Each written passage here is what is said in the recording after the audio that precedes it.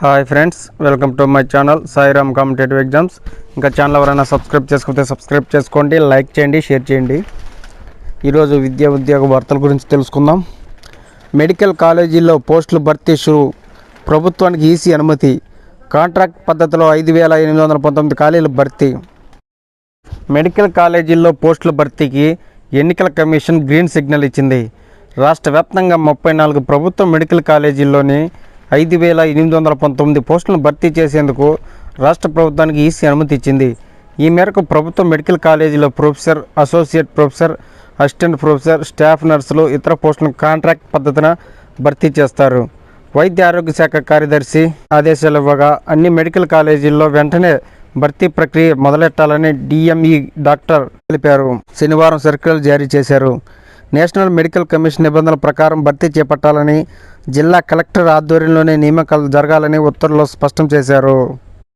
10వ తరగతి జీవశాస్త్ర ప్రశ్నాపత్రంలో తప్పులు, 2 ప్రశ్నలపై విద్యార్థుల అయోమయం.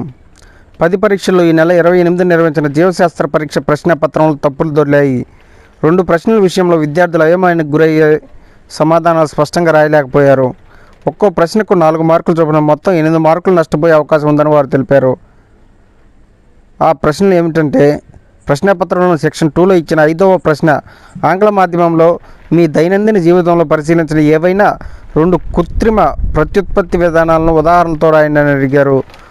కృత్రిమ ప్రత్యుత్పత్తి విధానాలంటే చాలా వస్తాయి. ఇదే ప్రశ్న తెలుగులో మాత్రం ఏవేని 2 కృత్రిమ శాఖీయ ప్రత్యుత్పత్తి విధానాలను వివరించడని అడిగారు.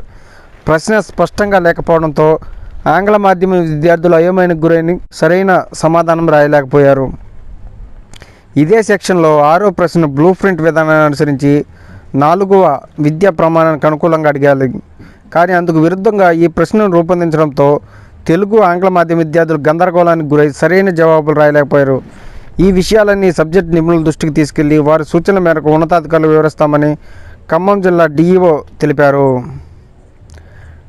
టెట్పై స్పష్టత ఇవ్వాలి.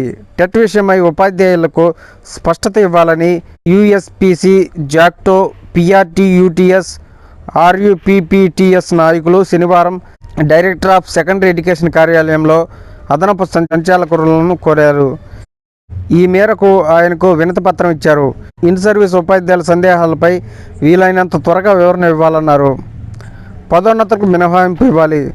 గ్రేడ్ 1 భాషా పండితులు, స్కూల్ అసిస్టెంట్లు పదోన్నతులు పొందడానికి టెట్ 2వ స్థాయి పరీక్ష నుంచి మినహాయింపు ఇవ్వాలని రాష్ట్రీయ ఉపాధ్యాయ పండిత పరిషత్ నేతలు కోరారు.